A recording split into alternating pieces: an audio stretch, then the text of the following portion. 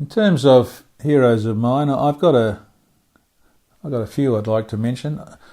Nelson Mandela, probably everybody mentions Nelson Mandela, but why? Nelson Mandela, I've read his life story and I've heard lots of people talk about him, including people who are his personal physician, etc. And the thing I love about Nelson Mandela, that to me is a role model, is his ability to see the future and put his own feelings behind him. I mean, he was in jail on Robben Island for a long time. He watched the difficulties of apartheid. But when he became president, vengeance was not in his mind. The future was in his mind. The future for everybody in South Africa, black, white, whatever your mixed race, whatever your ethnic background was, let's make the future better. And they set up the Truth and Reconciliation Commission, where people were free to sort of express the truth, such an important thing for change. But there's all sorts of things about Nelson Mandela, and I am totally puzzled by why he was such a wonderful man. But fundamentally, he's a hero that anyone could emulate.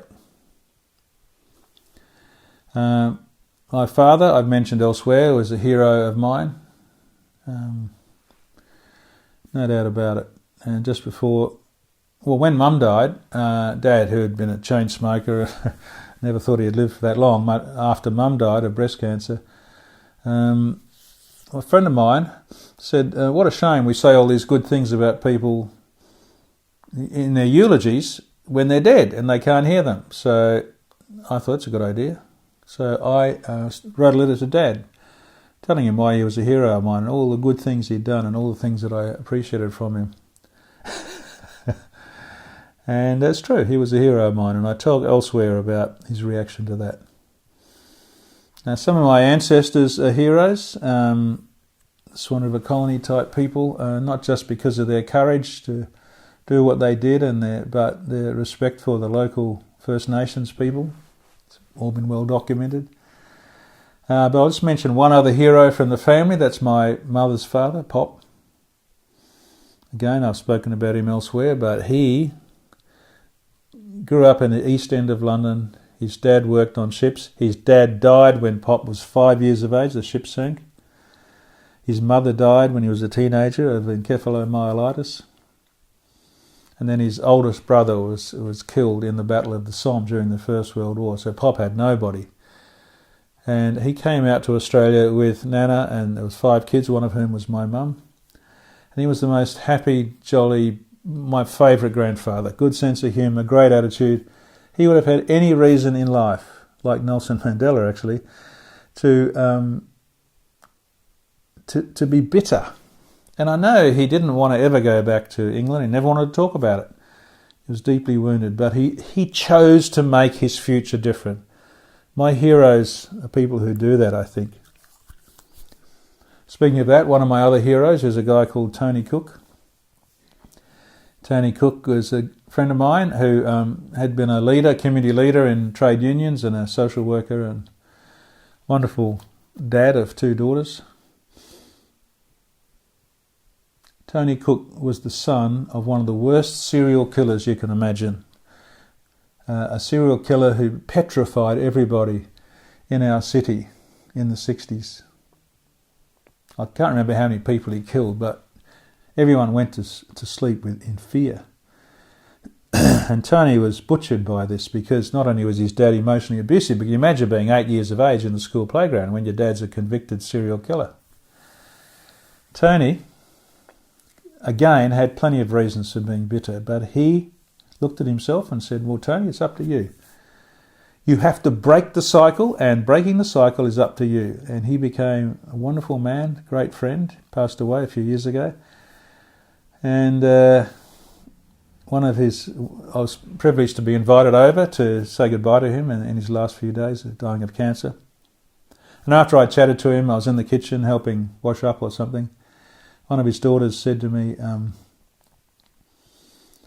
Bruce, how do you know him? Most people know Dad through work, trade unions and that sort of thing, but you're a doctor, professor of medicine. How do you know Dad? So I told the story about how I'd interviewed him for my book on fathering and how he was my hero.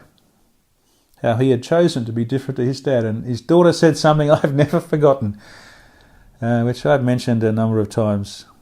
She said, well, it's funny and it's interesting because my dad chose to be totally different to his dad. But my dad was so wonderful, I choose to be exactly the same. One generation because he chose to be different. So Tony Cook is definitely one of my heroes.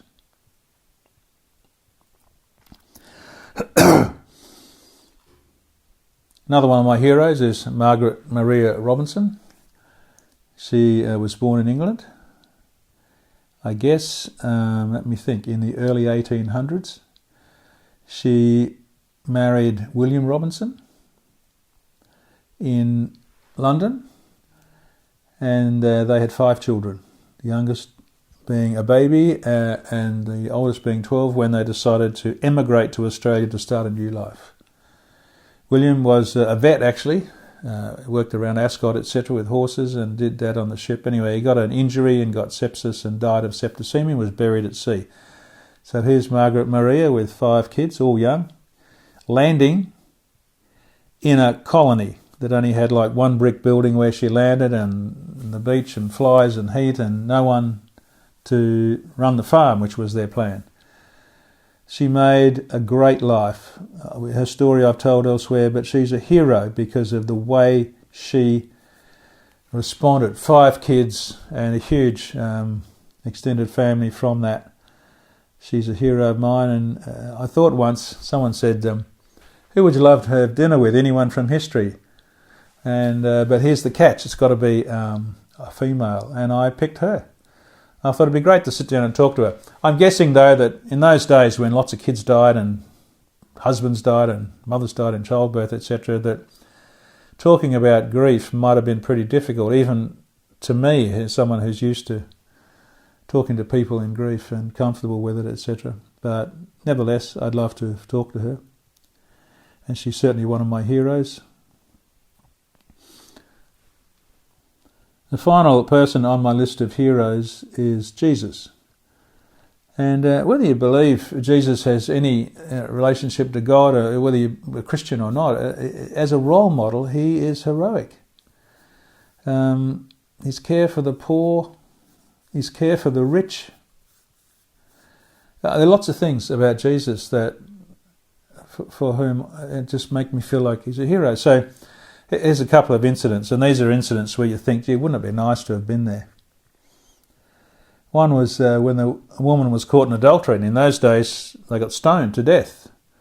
And they dragged her along to Jesus, who was a rabbi, right? So they say, oh, we want to stone her. She was caught in adultery. And Jesus looks up and says, well, okay, he who is without sin, you cast that first stone. Then looked down at the sand and presumably just killing time, letting them self-criticize. And he was drawing in the sand, and then he looked up. They'd all gone. They'd all melted away. And she was there. And he said, what, no one left to criticize you? To judge you? Oh, nor do I. Go and stop banging other people's husbands. Don't ruin marriages, right? So he's not condoning adultery, but he's also not condoning judgmentalism. I mean, I'd just love to have been there. I'd have to, of course, instantly learn how to speak Aramaic, but and there's just other things too. There was a rich young ruler who came to see him and had some questions, and they chatted.